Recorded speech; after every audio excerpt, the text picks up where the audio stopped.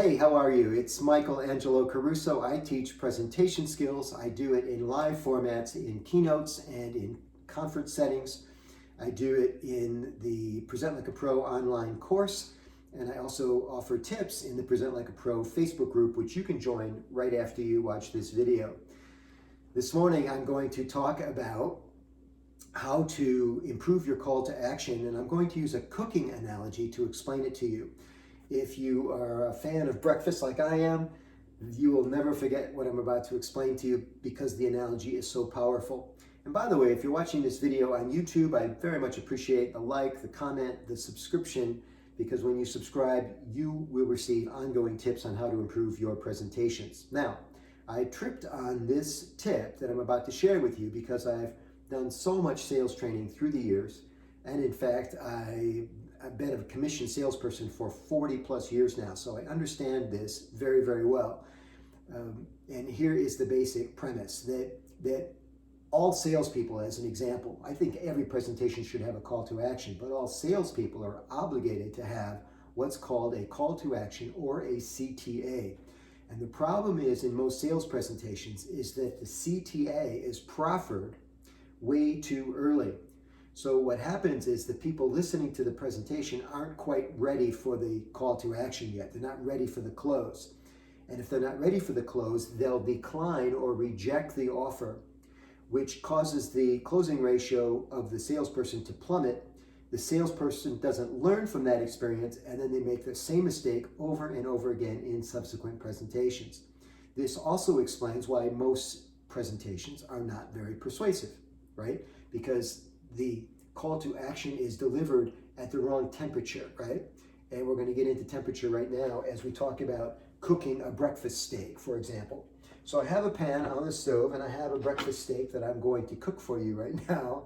And of course, this ham has been pre-cooked, right? I mean, you could eat it without cooking it, but I like that little brown sear on the top and the bottom that when it causes a little bit of caramelization on the exterior of the ham. I just think that's the greatest thing. It's easy enough to do. And to get that done, of course, you would just drop the ham into the pan, right? But if the pan temperature isn't up, you're going to hear what you heard just now. Listen, nothing. You hear nothing because the burner's not on, ladies and gentlemen. It's too early to put the ham into the pan. Are you with me?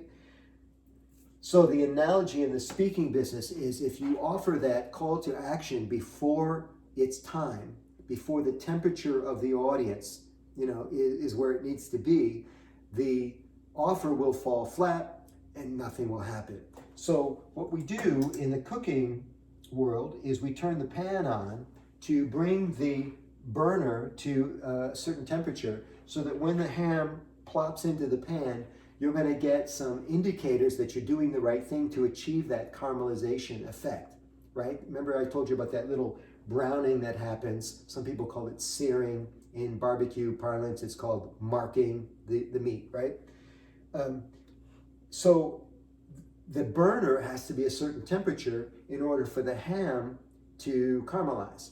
And you'll see in a minute that you're going to get signals that you're doing the right thing from the ham. Actually, you're going to hear that searing sound, that psss, happen almost immediately. You're going to get a smoke or a visual indicator that you're doing the right thing, because smoke will come up from the pan because it turns out that the pan is at this correct temperature. Some people call it a smoke point, right? And all's right in the world when your breakfast ham turns out like that. Take the analogy back to the audience, right?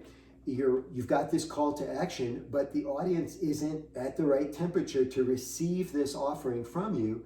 And so they yawn or they say, I don't get it, right? And a third analogy, if you need a visual, is you've got the audience kind of waiting for this inevitable call to action. They might not know what it is. They might be starting to appreciate it, but they're not ready for it yet, right? And you've got the speaker proceeding through the presentation, right? And it only works when those two things come together. That's the magic of a call to action. That's the magic of a speaker or presenter who knows exactly what she's doing, because that offer does not come before its time. You see, They're waiting, the speaker's waiting, get some buy signals from the audience or the person receiving the presentation. What do those look like? It might be a head nod, like, oh, I get it. It might be something called a trial close, which we teach in sales training. The trial close is something like, do you understand what I'm saying? Do you appreciate why this might be good for you?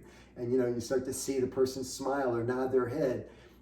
These are signals that the audience, just like the burner, you see, just like the burner is getting to that smoke point where when you drop the ham, you're going to get that desirable signal from the ham. And here's what it sounds like, everybody. Did you hear it? So now you're hearing the sear happen in real time. You're seeing the smoke come up from the ham. You know this was just the right time to drop the ham into the pan. And I want you to do the same thing when you are speaking. I want you to only offer that call to action when the time is exactly right. And you do that based on signals that the audience is sending you. And that's how it works. More about what I do at michaelangelocaruso.com and more about those speaking tips in the Present Like a Pro Facebook group. Now go ahead and subscribe to this video channel. You won't be sorry. I'll never waste your time. And I'll have you over for breakfast. Ooh, look at that. Look at that. Bye, everybody.